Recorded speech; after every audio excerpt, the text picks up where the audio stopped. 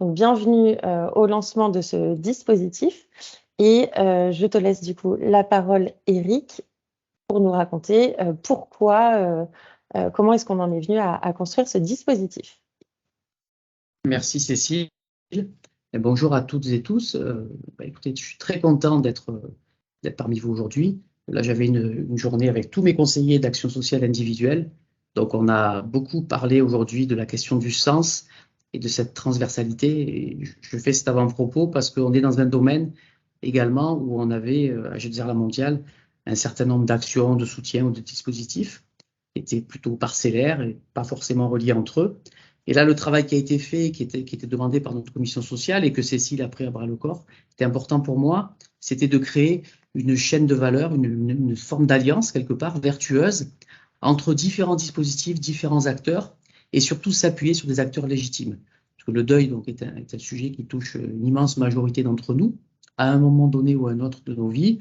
Ça touche toutes les couches sociales, toutes les tranches d'âge. Et de ce point de vue, en tant que groupe de protection sociale, l'idée, c'est de dire comment on peut apporter notre contribution dans ce domaine comme dans d'autres, à partir de là, en mettant en relation un certain nombre d'acteurs et en partant de dispositifs qui sont souvent disséminés, souvent très intéressants les uns avec les autres, mais sans créer de continuum au niveau de la personne. Et là, du coup, le travail qui a été réalisé pour offrir ce service quelque part, pour AG2R, Agir Carco, pour les adhérents de l'AG2R Prévoyance, c'est vraiment, face au deuil, c'est comment, à toutes les étapes, à toutes les époques, on va pouvoir permettre aux personnes qui sont dans cette situation de deuil de bénéficier d'un certain nombre de services.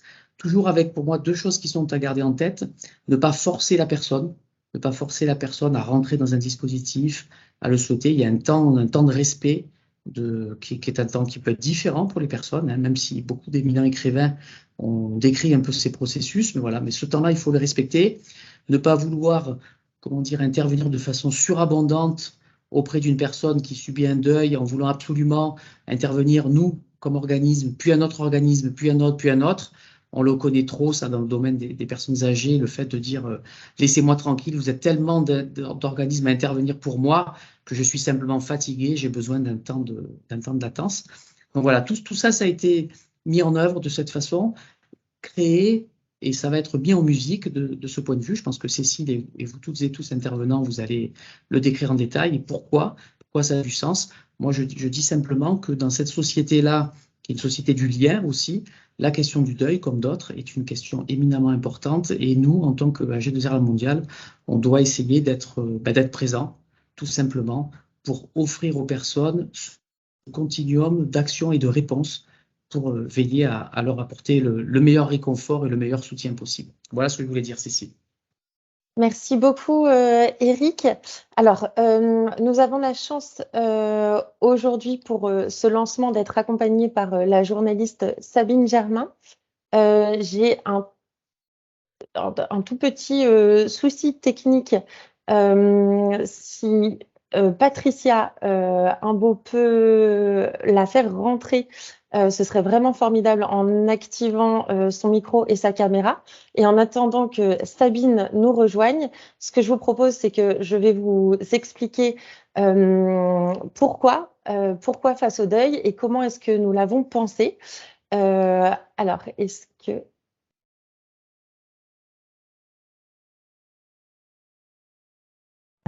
Alors, pourquoi Face au deuil et comment est-ce que nous l'avons pensé? En fait, Face au deuil est né donc de la volonté d'accompagner les personnes endeuillées dans leur vie personnelle, mais en considérant également leur environnement professionnel. Le deuil a un impact sur la santé mentale, isolement, stress, fatigue, troubles du sommeil, même éventuellement dépression. Et il était important du coup de construire un dispositif qui permette à la personne d'être accompagnée à travers des solutions qui sont déjà existantes pour agir à la fois donc sur sa santé mentale, mais aussi sur sa santé physique, parce que le deuil a aussi un impact sur la santé physique. Près de 30% des personnes endeuillées déclarent avoir des maux de tête persistants, des maux de dos, des vertiges qui sont inhabituels. Donc, ça a un véritable impact sur sur la santé en général. Et bon nombre de personnes constatent même que certaines maladies antérieures s'aggravent ou certaines maladies ont été contractées du fait de leur situation de deuil. Dans le monde du travail, quelques points de repère. La durée moyenne des arrêts de travail suite à un deuil s'élève à 34 jours. 34 jours. On a également, suite à une enquête qui a été réalisée, l'enquête s'appelle Les Français face au deuil. Elle a été réalisée par le CREDOC pour l'association Empreinte. On a identifié que 7 salariés sur 10 déclarent ne pas avoir reçu de soutien ou avoir reçu un soutien inutile ou inadapté de la part de leur supérieur hiérarchique. Voilà la raison pour laquelle on a souhaité construire ce dispositif qui prend en compte à la fois la vie personnelle et la vie professionnelle des personnes en situation de deuil. Et pour cela, on a donc créé Face au deuil qui comporte 5 étapes. Une première étape qui est une étape de gestion de l'immédiat. Gestion de l'immédiat, un décès intervient et comment est-ce qu'on fait, enfin, comment est-ce qu'on accompagne les personnes dans cette situation immédiate, gestion administrative également. Ensuite, on a une brique d'accompagnement psychologique à travers différents types d'accompagnement. On verra ça avec dialogue et solidarité. Ensuite, une brique de compréhension de ses émotions, compréhension de ce qui se passe dans son corps, avec l'ADAL et chemin de deuil. Ensuite, nous avons une brique de séjour de ressourcement, avec notamment relais du bien-être et mieux traverser le deuil. Et enfin, une étape d'accompagnement de formation pour une amélioration des pratiques en entreprise avec Empreinte.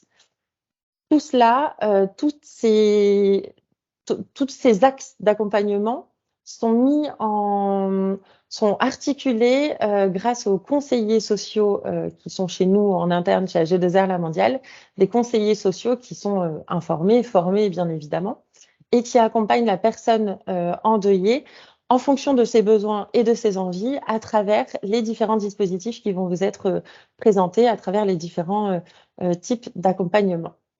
Alors, je crois que Sabine nous a rejoint. Sabine, donc notre journaliste. Je vais m'assurer qu'elle soit bien là. C'est Patricia, je suis désolée d'intervenir.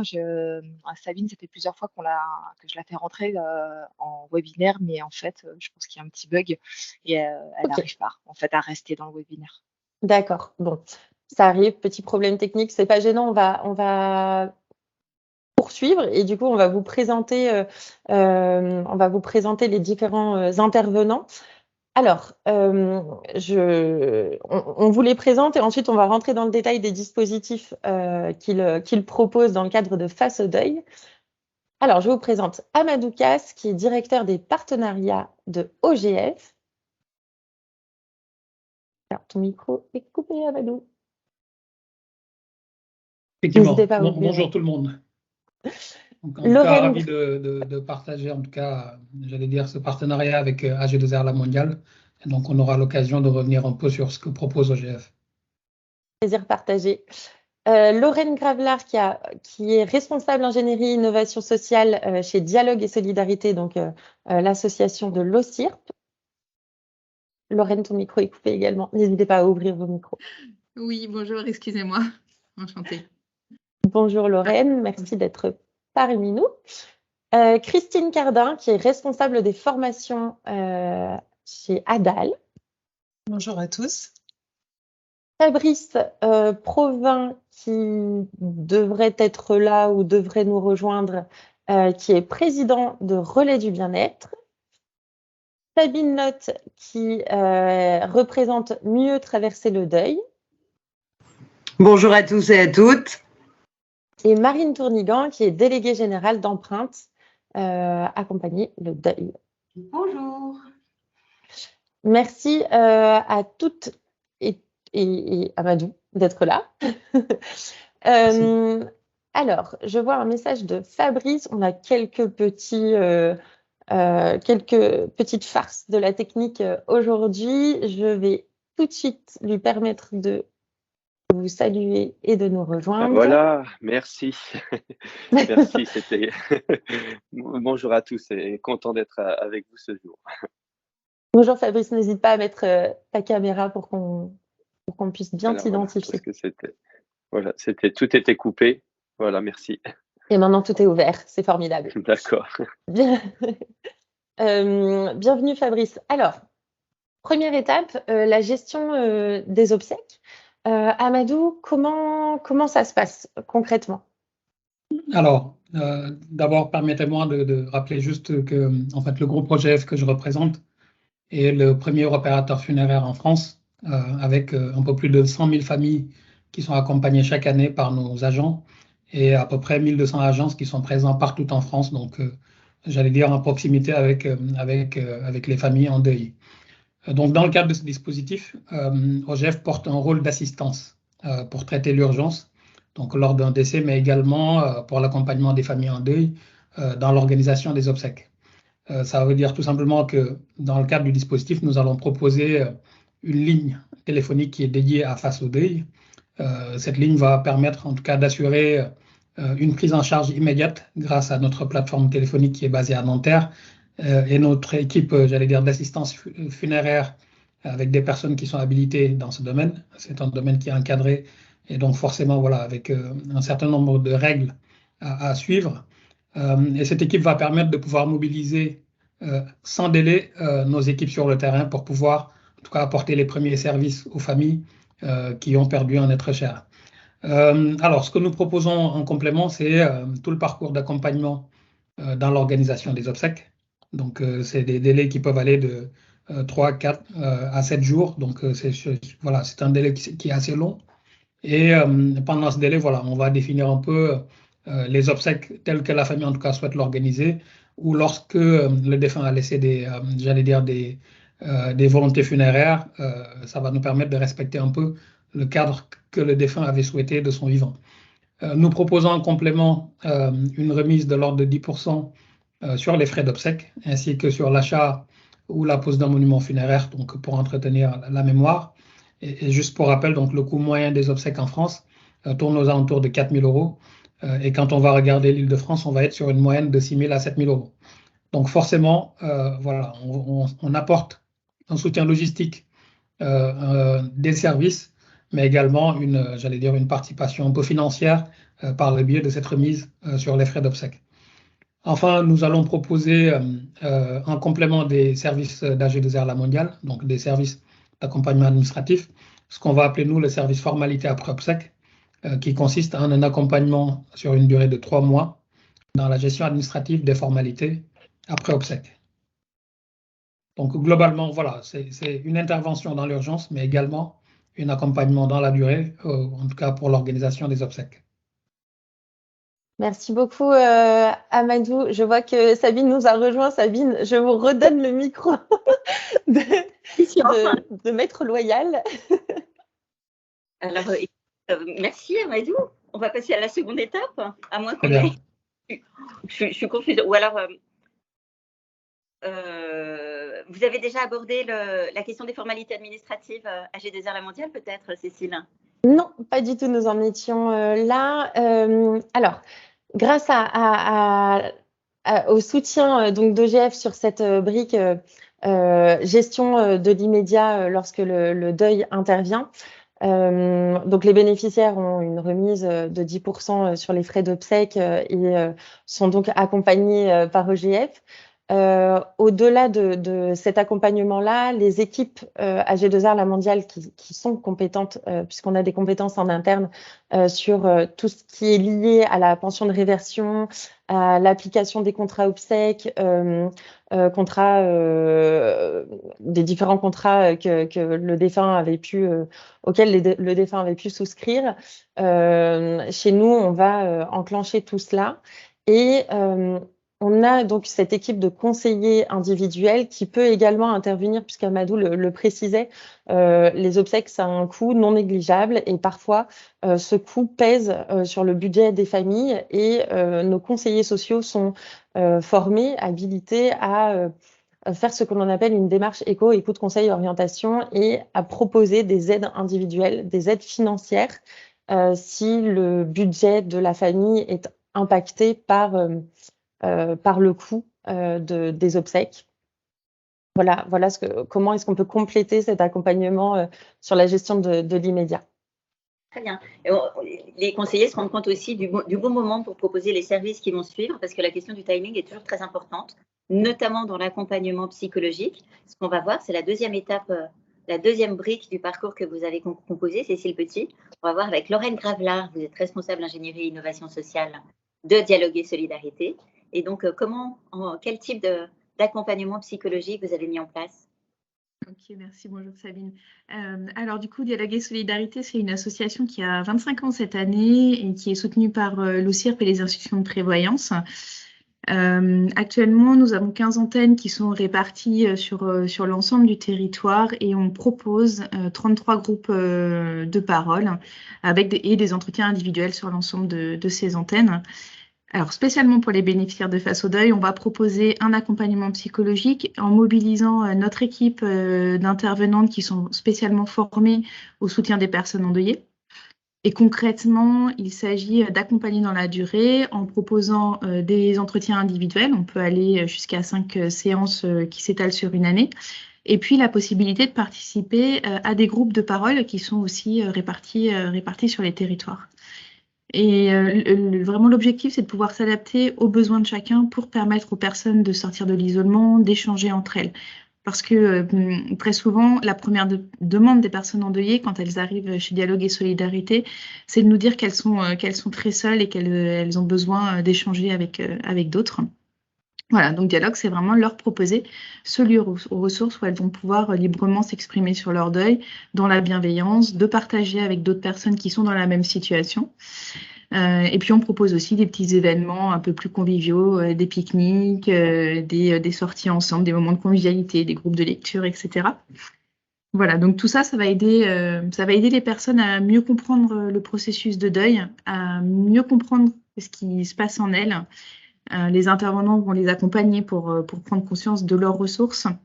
Voilà. En conclusion, c'est vraiment offrir un espace de ressources au sein duquel les personnes endeuillées vont pouvoir se libérer de leurs émotions, s'exprimer, trouver du lien social et être accompagnées sur le plan psychologique. Alors, la gestion des obsèques, au début, on s'en doute. Vous, à quel moment vous intervenez de façon idéale? Ok, alors Dialogue et Solidarité va intervenir au moment où c'est le bon moment pour la personne. Donc, on peut être saisi assez tôt finalement ou plus tard dans le processus de deuil. C'est vraiment très, très variable et nous, on est là pour s'adapter aux besoins de la personne. Et les besoins de la personne, ils sont identifiés par la personne elle-même, elle peut demander, ou c'est les conseillers ont aussi un rôle à jouer dans l'identification du bon moment? Alors, les conseillers ont évidemment un rôle à jouer. Chaque personne traverse son deuil à un rythme différent.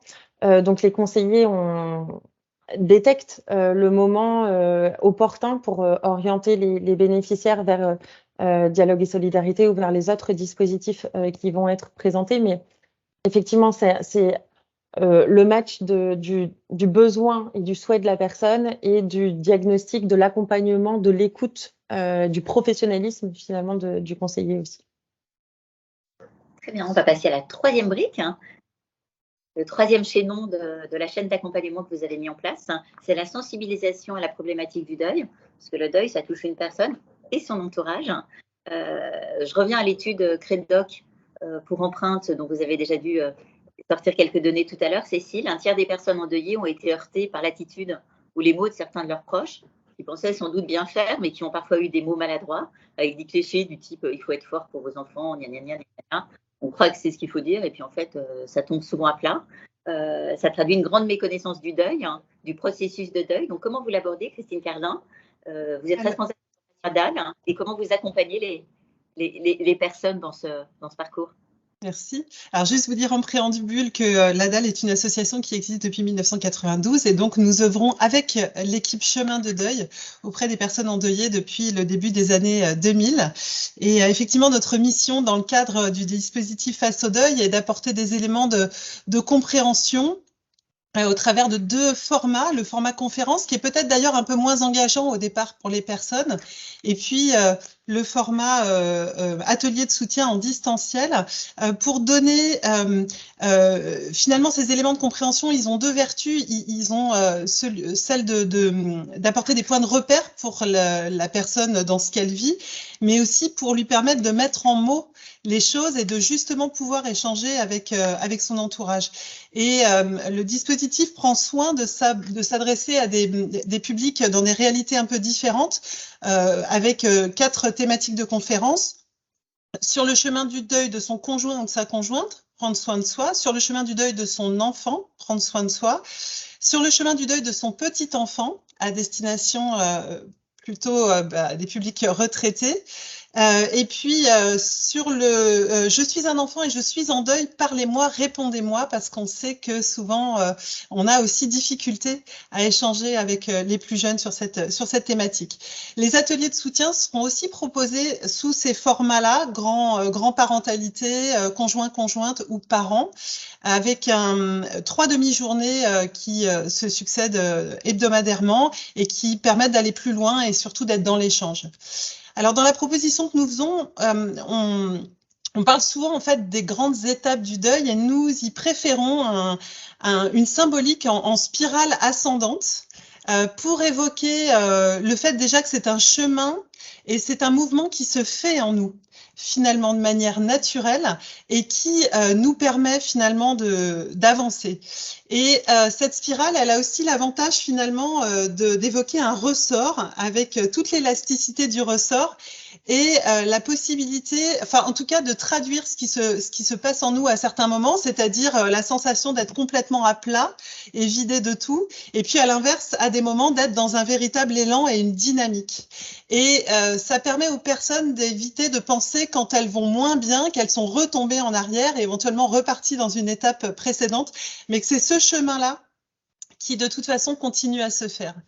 Et puis, on a aussi un souci d'apporter une dimension corporelle et un travail autour de la créativité pour vraiment inviter les personnes à ressentir, à sentir à nouveau et puis ressentir les choses, parce qu'on sait que dans l'état de choc du deuil, on est souvent coupé de ce senti et l'approche corporelle permet de sentir, puis de ressentir au niveau des émotions, puis d'être capable d'exprimer ces émotions. Et au travers de cette approche et ce réveil du ressenti, finalement, on permet d'enclencher naturellement ce processus du deuil. Alors là, ça intervient peut-être un petit peu plus tard, quelques mois après le deuil, plutôt qu'immédiatement. Alors, pour les ateliers particulièrement, pour les ateliers d'échange, les conférences, à la limite, peuvent être tout de suite, enfin, les gens peuvent s'en saisir là où ils en sont. Pour les ateliers, effectivement, on propose un peu plus tard, aux alentours de 8 mois, 9 mois de deuil, parce qu'on a, l'expérience nous a montré 3 choses. La première, c'est que souvent les personnes évoquent qu'elles ont été bien entourées au départ et puis qu'à un moment donné, elles se sont senties un peu plus seules. La deuxième, c'est que le décès est un tel choc. Il y a tellement de choses à faire dans les premiers temps que les personnes n'ont pas forcément la disponibilité psychique pour entendre, pour comprendre ou pour s'investir ou en tout cas se saisir de ces propositions. Donc, comme le disait Eric Sanchez au tout départ, c'est aussi leur laisser peut-être le temps de se saisir de tout ça. Et puis, on a aussi noté évidemment que les dates anniversaires, et notamment la date anniversaire du deuil à 1 an, est souvent de nouveau un choc qui peut être accompagné peut-être plus intensément à ce moment-là. Et puis, c'est le moment où elle est capable, enfin, la personne est capable d'entendre qu'il y aura un après. Tout à fait, tout à fait. 4e brique, pour cheminer encore le long de ce processus de deuil, les séjours deuil qui sont proposés par les relais du bien-être et mieux traverser son deuil. Donc, Fabrice Provin, vous êtes président de relais du bien-être. J'imagine que ce n'est pas des colonies de vacances. Non.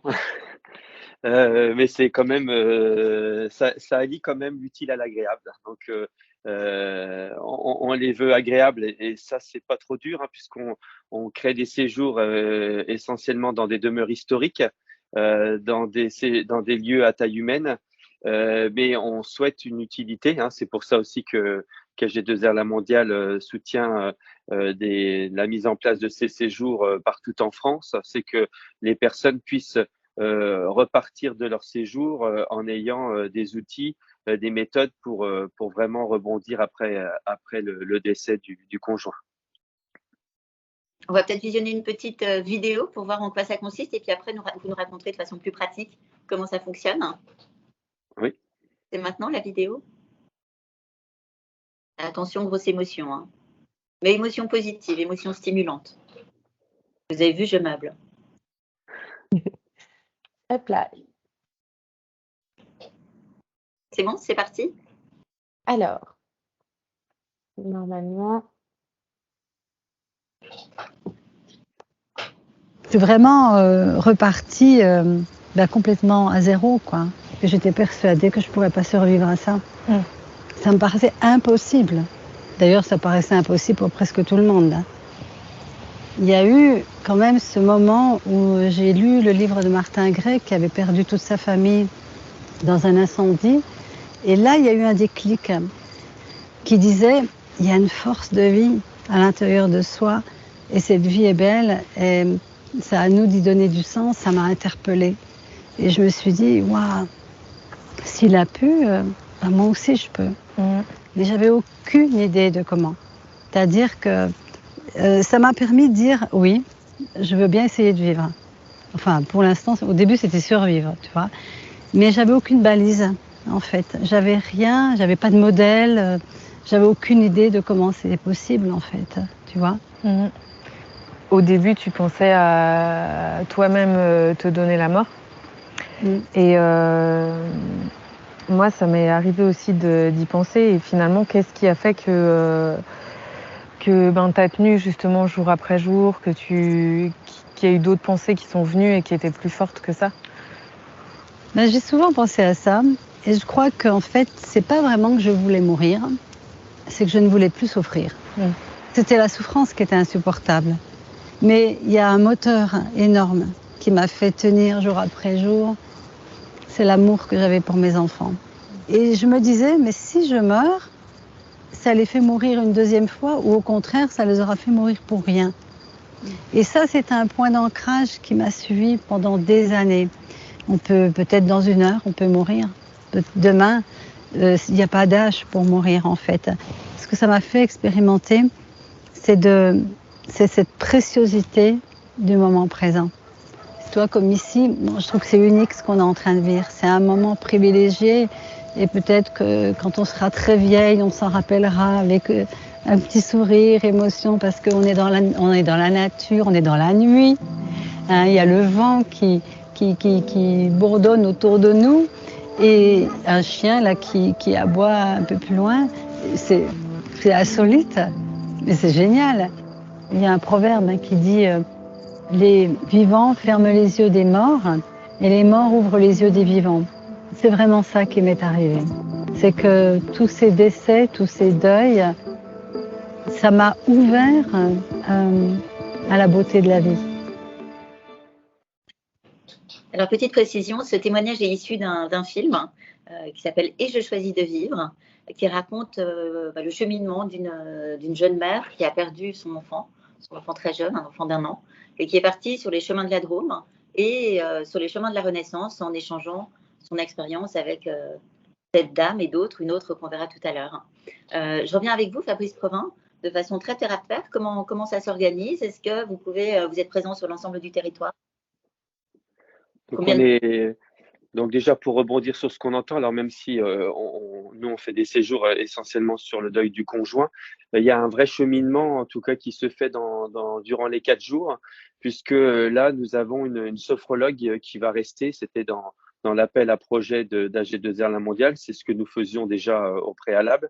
Donc, une sophrologue qui va aider à faire cheminer les personnes Et clairement, à l'issue du séjour, les personnes repartent avec des projets de vie. Hein. Donc, c'est quelque chose qui est intéressant. Elles les matérialisent souvent sur du pseudo, ce qu'on appelle photolangage. Elles découpent des photos, elles mettent des phrases à un autre avenir que simplement ce qu'on vient d'entendre dans le côté malheureux de se demander si on va continuer à vivre. Donc là, il y a vraiment des projets de voyages, etc.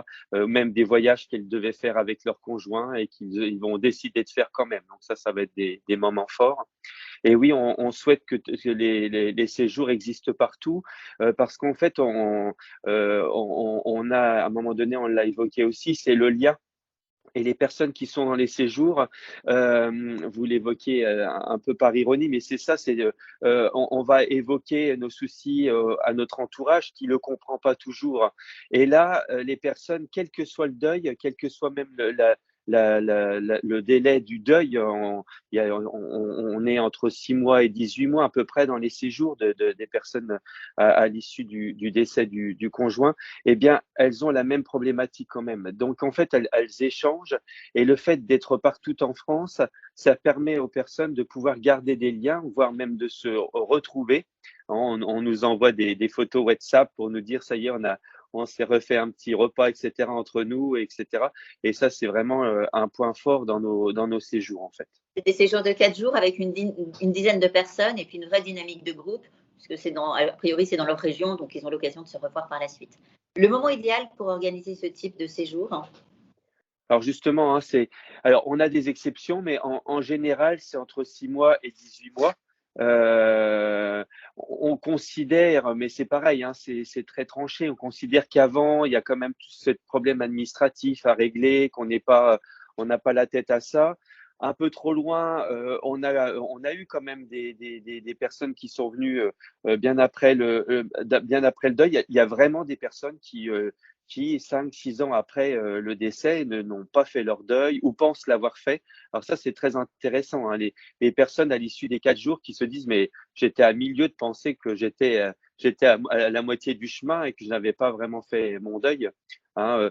Souvent, c'est des fausses images. Hein. Je rigole, je sors et tout ça. Et donc, du coup, ça y est, j'ai fait mon deuil. Mais en fait, intérieurement, ce n'est pas le cas. Donc, voilà, c'est en gros, la fenêtre de tir, c'est 6 mois, 18 mois. D'accord. Alors, il y a plein de notifications, il y a plein de questions qui arrivent. Je pense qu'on les prendra à la fin, Cécile. Oui. On passe à la 5e étape. Et là, je reviens sur l'étude du Crédoc pour empreinte. Tout à l'heure, on disait que les proches pouvaient être maladroits dans ce qu'ils disent à des personnes endeuillées. Alors là, dans le monde professionnel, c'est carrément un festival. 80% des actifs en deuil ont trouvé le soutien de leur RH inutile ou inadapté. Et 11% ont fini par perdre leur emploi. Donc, quelles conclusions vous en avez tirées pour mettre au point l'accompagnement en entreprise qui constitue la 5e brique du parcours face au deuil? Oui, tout à fait, Sabine. C'est vraiment quelque chose dont on s'est aperçu, nous, dans l'accompagnement des personnes en deuil, qu'on fait depuis plus de 25 ans aussi, comme nos camarades de Dialogue et Solidarité. On s'est aperçu qu'on avait face à nous des personnes qui retournaient au travail et puis ça ne se passait pas bien. Donc, ils se mettaient en arrêt de travail. Ils retournaient à nouveau au travail et rebelote, jusqu'à parfois perdre leur emploi. Et du coup, c'est comme ça qu'on a créé ces études Crédoc et qui permettent un peu de lancer l'alerte sur des sujets finalement. Et qu'on a conçu ce programme avec la G2R, la mondiale, qui s'appelle le programme Présence. Ça consiste en fait à intervenir au sein des entreprises dès l'annonce d'un décès, que ce soit le décès d'un collaborateur ou que ce soit le décès d'un proche d'un collaborateur. Et puis ensuite dans la durée, donc au moment des obsèques, au moment du retour au travail du collaborateur, y compris pendant son arrêt, au moment, dans la durée, qu'est-ce qu'on va proposer à ce collaborateur? Donc, on a établi plusieurs briques qui sont à la fois des conférences et puis des ateliers qui vont être présentés en interétablissement et en visio. Donc, la première étape, c'est une conférence toute simple sur comprendre le deuil. Comprendre le deuil, c'est par exemple savoir qu'on ne fait pas son deuil. Le deuil, en fait, c'est à la fois la douleur et le cheminement, mais c'est quelque chose qu'on va traverser, qu'on va vivre, on va cicatriser, comme le disait Christine pour Chemin du deuil, mais finalement, c'est pas quelque chose qu'on fait. Donc, comprendre ça, c'est déjà très important. Temps 1, une conférence pour un peu revenir sur les représentations, les idées reçues. Le temps 2, c'est la découverte d'un guide concret qui va accompagner les entreprises dans l'établissement d'un protocole d'intervention, comme je vous disais, au fil du temps, pour anticiper finalement les situations de deuil au travail. Le troisième temps, c'est un atelier sur comment on annonce un décès au sein de l'entreprise. C'est-à-dire comment on va recueillir les souhaits des proches ou du collaborateur sur ce qu'il faut dire, quand est-ce qu'il faut le dire, comment il faut le dire, est-ce qu'il faut annoncer la cause du décès, à qui il faut le dire. C'est un atelier sur lequel on va travailler sur l'annonce du décès au sein de l'entreprise, qui est vraiment un temps clé, qui va fonder les étapes suivantes. Le quatrième temps, c'est l'information sur les démarches. Ça paraît tout bête, mais souvent, les employeurs disent prenez le temps qu'il vous faut. Mais ils oublient de dire que légalement, il y a un congé de deuil qui prévoit X jours en fonction du type de décès et que, par ailleurs, les collaborateurs peuvent prendre tout le temps qu'il leur faut. Mais voilà, informer sur les démarches, c'est quelque chose qui est très important au sein de l'entreprise. Ensuite, on va proposer 2 temps de soutien. Là, ça va être des groupes soit d'entraide, soit d'analyse de pratique, qui vont être destinés aux salariés qui vivent un deuil, mais aussi aux fonctions support, aux managers de proximité, aux DRH qui les entourent au moment de leur deuil, pour analyser les situations, faire un retour d'expérience au sein de l'entreprise sur des décès qui ont eu lieu et qui peut-être permettent de capitaliser sur l'expérience en se disant la prochaine fois, on fera peut-être autrement. Donc voilà, les 6 temps du programme Présence en entreprise qu'on a, du coup là, la cible, c'est vraiment les entreprises ou les salariés des entreprises et donc pas les individuels comme les étapes qui précédaient dans ce programme Face au deuil. Alors, je me rends compte que j'ai oublié de vous présenter, Marie Tournigan. Vous êtes déléguée générale d'Empreinte Accompagner le deuil et j'en profite pour ajouter que vous êtes un organisme de formation agréé. Donc, Absolument, c'est un petit peu la spécificité de notre association, c'est qu'il y a 2 pôles. On accompagne par de l'écoute téléphonique des entretiens et des groupes, donc ça c'est une chose, mais on est aussi organisme de formation certifié Calliope et donc c'est à ce double titre qu'on a travaillé le programme avec Cécile Petit. Alors, on voit bien que le deuil, c'est l'expérience humaine la plus communément partagée. On y est tous passés, on y passera tous un jour. Et pour autant, c'est toujours aussi difficile d'en parler. Donc, je trouve que c'est important qu'un organisme de protection sociale comme AG2R s'engage sur ce sujet. À qui vous proposez ce parcours et comment en bénéficier ? Alors, le dispositif Face au deuil s'adresse à tous les allocataires et cotisants AG2R Agir Carco, retraite complémentaire, et AG2R Prévoyance. Donc, tous nos assurés qui ont un contrat santé-prévoyance géré par AG2R Prévoyance. Du coup, j'en profite, ça permet de répondre à une des questions qui était dans le chat. Je rebondis aussi sur une autre question, parce que du coup, c'est un petit peu lié et qui concerne dialogue et solidarité, mais je vais peut-être laisser Lorraine répondre à cette question, puisque dialogue et solidarité, effectivement, avec l'OCIRP est normalement réservé aux veuves, aux veufs et aux orphelins. Mais Lorraine, je te laisse compléter. Du coup, la question, c'est est-ce qu'on s'adresse à tout deuil dans le cadre du dispositif? J'ai pas vu la question. Oui, d'accord. Et bien effectivement, donc pour Face au deuil, on va pouvoir accompagner tout type de deuil selon les modalités dont j'ai parlé tout à l'heure.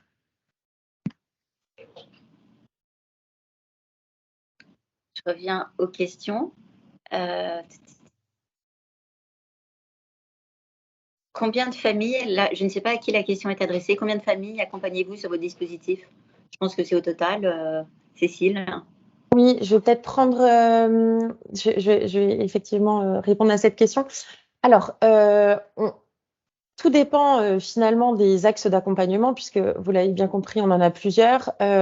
Concernant la brique gestion, on n'a pas de limite, puisqu'on a des ressources en interne et puis que OGF accompagne les familles qui sont endeuillées dans l'organisation des obsèques sans mettre de limite enfin, voilà, il n'y a pas de quota, absolument pas.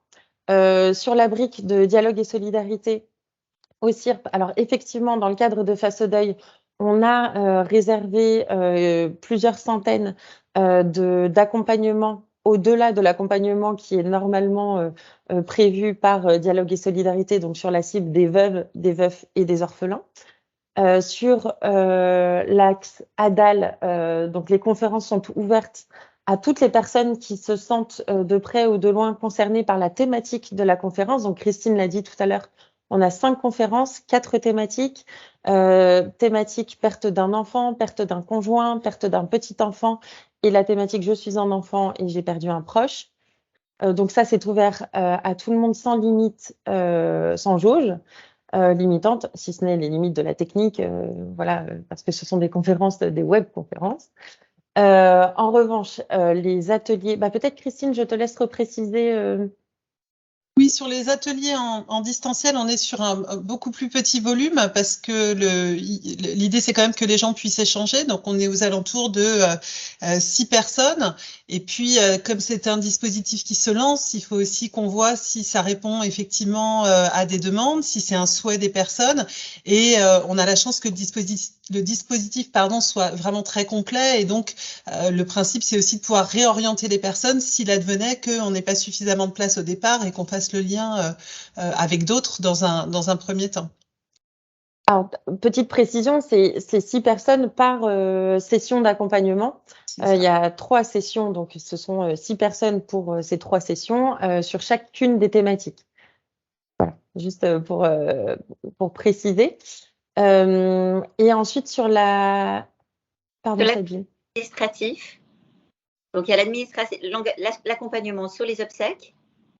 Du reste, il y a une question, pourquoi OGF, pourquoi pas un autre opérateur? Là, je vous laisse. C'est vous qui avez construit le programme, Cécile. Donc, Alors, pour... Je me permets juste, avec OGF, c'est juste l'accompagnement sur l'organisation des obsèques, recueillir les vœux du défunt. Et vous, votre accompagnement, c'est sur la gestion des contrats AG2R La Mondiale. Vous gérez oui, tout à fait. Oui, tout à fait. De logement, d'allocation. Voilà, nous, on est sur les contrats AG2R Prévoyance ou AG2R Agir Carco, les contrats obsèques chez nous ou l'accompagnement des personnes qui sont du coup cotisantes ou allocataires sur ces deux périmètres-là. Alors, pourquoi OGF OGF, le fait d'intégrer OGF à Face au Deuil ne limite pas qu'à OGF, je tiens à le préciser. OGF nous a offert la possibilité de faire réduire la facture des bénéficiaires de Face au Deuil de 10%, donc on trouvait ça intéressant. Dans nos contrats obsèques en interne, ce sont des contrats La Mondiale. Bon, après, ce sont des précisions qui sont peut-être pas utiles puisque c'est notre tambouille interne. En tout cas, les bénéficiaires, l'organisme bénéficiaire, s'il y en a un de nos contrats obsèques, c'est le choix funéraire. Donc, on travaille aussi avec le choix funéraire. En revanche, OGF, lorsque OGF va recevoir une demande avec un organisme bénéficiaire différent d'une chambre funéraire de son réseau, réorientera vers la chambre funéraire de son réseau. Bien évidemment, on n'a pas un contrat commercial avec OGF. Amadou, est-ce que tu veux compléter?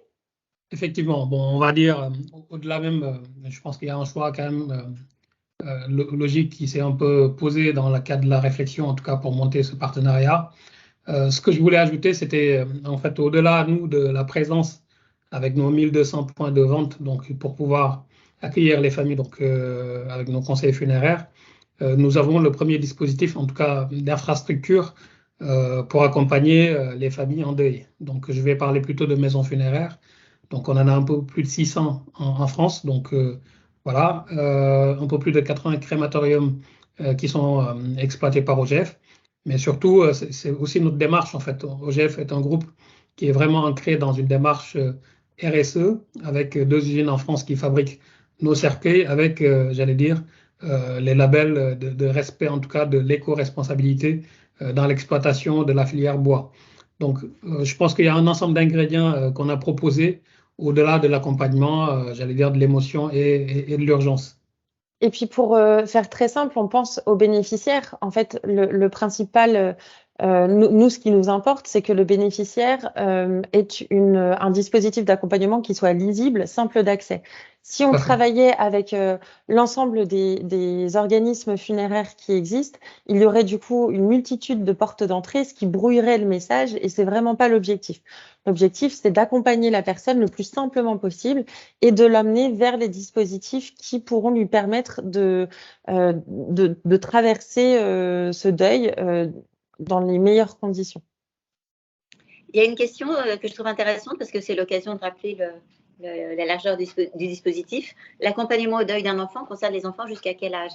En fait, ça concerne à peu près tous les deuils dès lors qu'on considère qu'ils nous affectent. Oui, là en l'occurrence c'est pareil, on n'a pas idée de qui s'inscrira. Ce qu'on observe, c'est que c'est souvent auprès des jeunes enfants que c'est le plus difficile d'en parler, qu'il y a toute la question aussi des émotions que parfois on essaie de contenir face à eux, là où on pourrait, il y a possibilité peut-être d'échanger, essayer aussi de comprendre leurs propres émotions. En tout cas, on a plutôt une limite basse qui est qu'il faut qu'ils aient aux alentours de 5-6 ans pour avoir les capacités de compréhension, même si les mots utilisés seront très simples. Mais après, on pourrait supposer que ça aille jusqu'à des grands adolescents, parce que mais de toute façon, même adulte, on reste l'enfant du parent qu'on perd. Hein. En réalité, la relation reste la même. Bon, on suppose qu'on aura plutôt des enfants, jeunes enfants et jeunes adolescents, quoi. Enfin, enfants et jeunes adolescents. Petite question qui est revenue, donc c'est vrai qu'on n'y avait pas répondu. Le guide du deuil au travail élaboré par Empreinte, quand est-ce qu'il sort? Il a l'air attendu. Alors oui, il est très attendu. Il a un tout petit peu de retard parce que voilà, il y a eu un petit remaniement du gouvernement qui fait que nos soutiens parmi les ministères ont un petit peu tourné. Et du coup, je pense qu'on le sortira justement au moment du lancement du premier webinaire de présentation de ce guide deuil, c'est-à-dire début 2023. On commencera l'année 2023 avec ce webinaire-là avec la G2R. Y a-t-il eu d'autres questions entre-temps? Le deuil d'un enfant de quel âge? On en a déjà parlé. Là, je pense que la question est inverse, en fait. Alors, la conférence pour les enfants, je suis un enfant et je suis en deuil, pourrait finalement s'adresser à des enfants de tous âges. Mais effectivement, la conférence, j'ai perdu un enfant, le titre m'échappe tout soudain, sur le chemin du deuil de son enfant, prendre soin de soi. Peut aussi concerner des enfants de tous âges parce qu'en réalité la problématique est la même, enfin en tout cas la douleur peut être la même selon que l'enfant est très très jeune ou selon que c'est déjà un adulte, jeune adulte, avec parfois aussi quand c'est un enfant qui a lui-même des enfants, la répercussion aussi encore une fois sur les petits enfants. Donc je pense que s'inscriront les gens qui se sentent concernés en fait par la problématique à ce moment-là. Mais il n'y a pas d'orientation spécifique, je pense. Au départ. Alors, la question du délai tracasse beaucoup nos internautes. Jusqu'à quand les personnes endeuillées peuvent solliciter ce nouveau dispositif? Alors, en fonction de chaque brique d'accompagnement, finalement, les personnes, comme on peut le voir, peuvent solliciter face au deuil à tout moment. Il n'y a pas de délai. Tant que la personne ressent le besoin d'être accompagnée, on l'accompagnera. On disait tout à l'heure que Dialogue et Solidarité de l'OCIRP accompagnait dès les premiers instants sur la brique soutien psychologique. Mais si il y a la nécessité d'accompagner au bout de 18 mois, de 24 mois ou même de plus longtemps, bien évidemment, on ne laisse pas une personne dans le besoin sans y répondre. Est-ce que Lorraine, tu veux appuyer, enfin compléter mon propos? Oui, éventuellement, mais c'est exactement ça. C'est-à-dire qu'à partir du moment où la personne va en ressentir le besoin, le délai peut être extrêmement variable. On peut aussi imaginer qu'une personne ait un premier entretien à un moment donné et puis revienne vers nous quelques mois plus tard. Donc, on va être vraiment dans cette adaptation à la situation de la personne et puis à ses besoins autant dont elle a besoin pour cheminer. Et pour compléter, je pense qu'il en est de même pour les séjours. Alors, Fabrice a précisé que pour intégrer les séjours, il était préférable que le deuil soit intervenu, que le décès, soit intervenu environ 4-6 mois auparavant. Mais je pense qu'il n'y a pas de limite. Enfin, on ne peut pas dire au bout de 24 mois de deuil, c'est fini, on n'accompagne plus. Alors, il y a une question pratico-pratique encore. Qui contacter pour bénéficier de cet accompagnement? J'ai envie de préciser, vous, AG2R La Mondiale, en tant que groupe de protection sociale, a priori, vous êtes prévenu. S'il est arrivé quelque chose dans une famille, est-ce que ça peut être vous qui prenez l'initiative?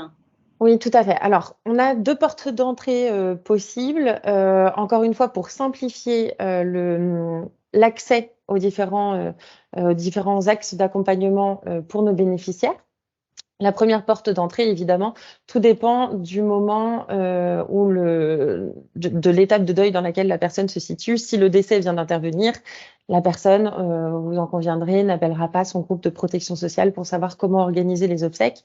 Donc, on a le numéro d'urgence mis en place par OGF. Et je le répète, si la famille du défunt ne souhaite pas passer par OGF pour organiser les obsèques, il n'y a absolument aucun souci. OGF est là pour être la porte d'entrée de la gestion immédiate de l'obsèque.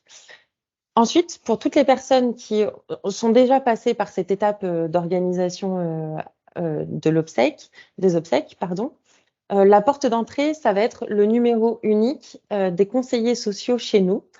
On a créé, grâce à l'équipe valorisation chez nous en interne, différents outils. Il y a un flyer qui existe, il y a une page web qui existe. D'ailleurs, petit clin d'œil à ma collègue Patricia. Si tu veux, Patricia, mettre le lien dans le chat, ce serait formidable, le lien vers la page web. Et donc, il y a un numéro de téléphone unique et une adresse mail unique qui atterrit chez des conseillers qui sont formés, informés, et qui ont vraiment connaissance de l'ensemble du dispositif et qui pourront orienter vers les prestataires, partenaires de Face au Deuil. Merci Patricia. Il est là. Alors, je vois une offre de service d'une coach. Je vous suggère de voir ça en DM. Est-ce que les adhérents endeuillés reçoivent de l'information? Parce que c'est vrai que, en tant que groupe de protection sociale, quand il y a un accident de la vie, a priori, vous êtes au courant. Est-ce que une information qui vient spontanément vers la personne endeuillée? Alors, la façon dont nous allons procéder pour que ça ne soit pas trop intrusif, nous allons informer les services de gestion qui sont déjà informés chez nous pour qu'ils puissent, eux, lorsqu'il y a la mise en place d'une pension de réversion ou l'application d'un contrat obsèque chez nous, pardon, j'ai pas les termes techniques, mais je pense que vous avez compris l'idée. Les équipes de gestion pourront orienter vers Face au Deuil, bien évidemment. Ensuite, on a prévu différentes campagnes de communication à travers les réseaux sociaux, à travers nos magazines. Alors, on a 2 cibles, vous l'avez bien compris, on a la cible des particuliers et on a la cible des entreprises avec empreinte. Donc, on aura 2 canaux, plusieurs canaux qui correspondent aux cibles qui sont concernées. On a des magazines spécialisés à destination des personnes retraitées, on a des magazines à destination des entreprises adhérentes. Voilà, on va communiquer au-delà de nos services de gestion qui sont en front directement avec les personnes effectivement endeuillées du fait du décès immédiat. Nous allons communiquer auprès de l'ensemble des bénéficiaires potentiels de Face au Deuil ces prochains mois. Alors, encore plein de questions, dont une d'une dame qui est donc Laetitia, accompagnante au deuil, notamment pour une personne qui a une prévoyance AG2R La Mondiale.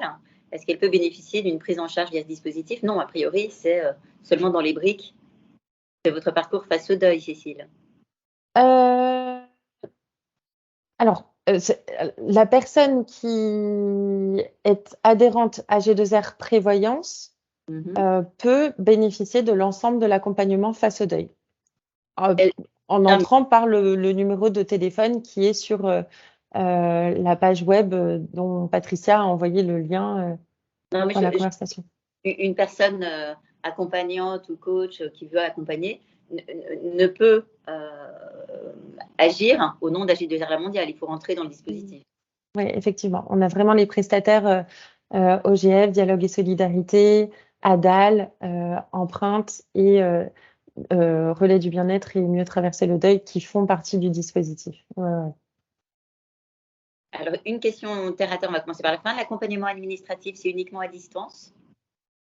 Oui. Accompagnement administratif à distance. J'explique pourquoi et pourquoi beaucoup des dispositifs que l'on a présentés se fait à distance. C'est que on avait, ça fait des mois, voire plus d'1 an qu'on travaille dessus avec mes confrères autour de la table virtuelle, autour de l'écran.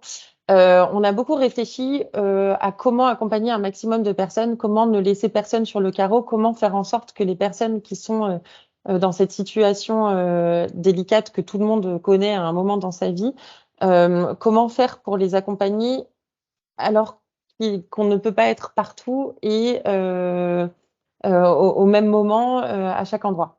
Du coup, on a vraiment fait ce choix du distanciel. En revanche, et Lorraine, tu peux préciser si tu le souhaites, sur l'accompagnement administratif, on est sur du distanciel, mais sur la partie soutien psychologique, il existe des permanences où les personnes peuvent se voir en face à face.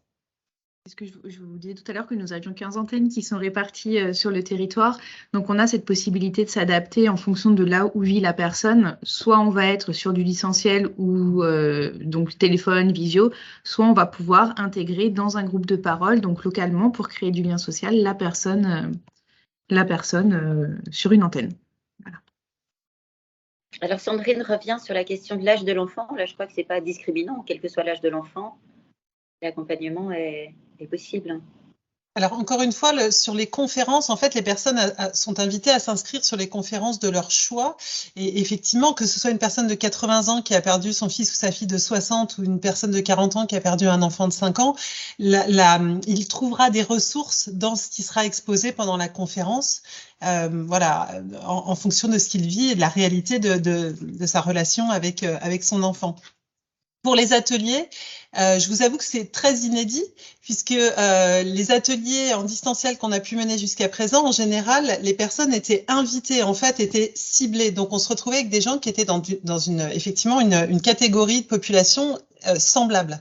Là, le dispositif est tout à fait ouvert, donc on est nous-mêmes tout à fait ouverts et il se peut qu'on ait effectivement autour de la table dans cet atelier d'échange cette dame de 80 ans qui viendra évoquer le décès de son enfant de 60 et cette dame ou ce monsieur de 40 ans qui viendra évoquer le décès de son enfant de 5 ans. Et on verra si effectivement dans l'avenir, il faut prendre soin encore peut-être de proposer des choses différentes avec des âges différents. Mais dans cette proposition toute nouvelle, je pense qu'on va rester ouvert à ce que souhaitent les gens et aux besoins qu'ils ont à ce moment-là.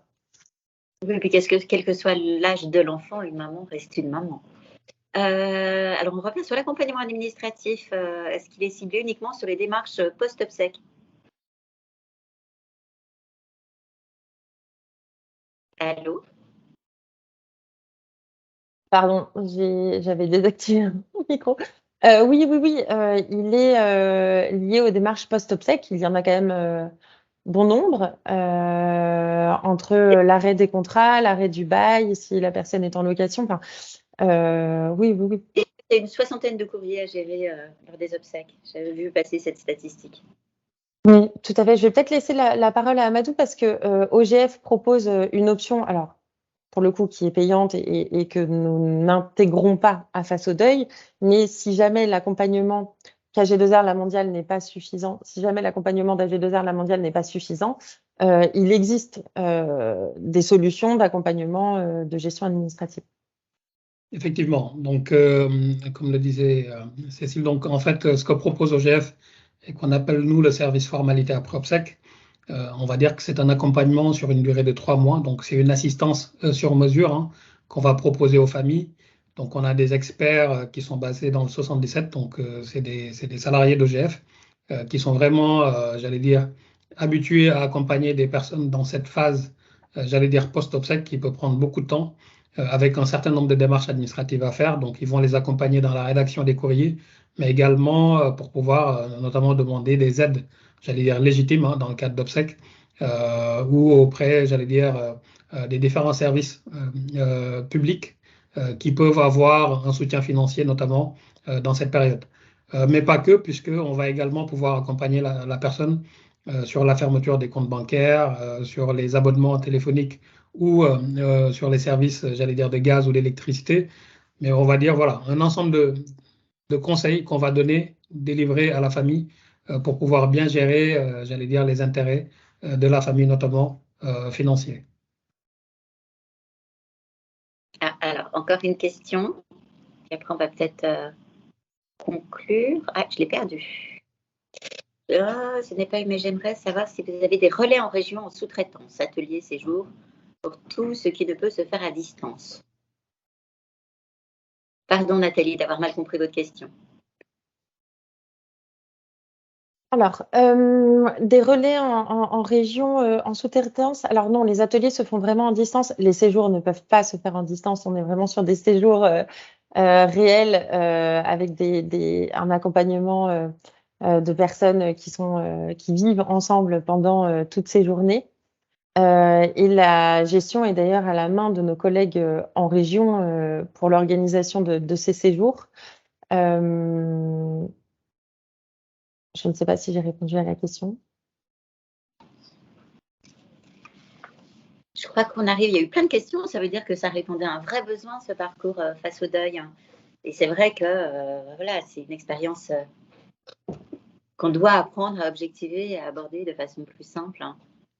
Et pour ce faire, à moins que vous souhaitez conclure, Cécile ou Eric, pour conclure, je vous propose de regarder un autre extrait du film, un autre extrait qui permet de comprendre que le deuil, c'est la fin de la vie du défunt et puis c'est le début d'une nouvelle vie pour ses proches, une vie qu'il est difficile d'imaginer au départ et puis chemin faisant, on se rend compte qu'elle peut être aussi riche et dense.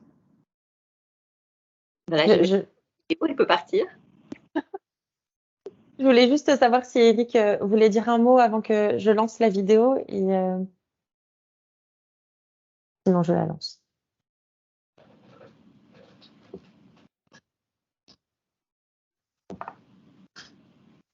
Dis-moi, toi, ce que tu vis aujourd'hui. Moi, je peux pas dire aujourd'hui que j'ai vraiment accepté, quoi. Et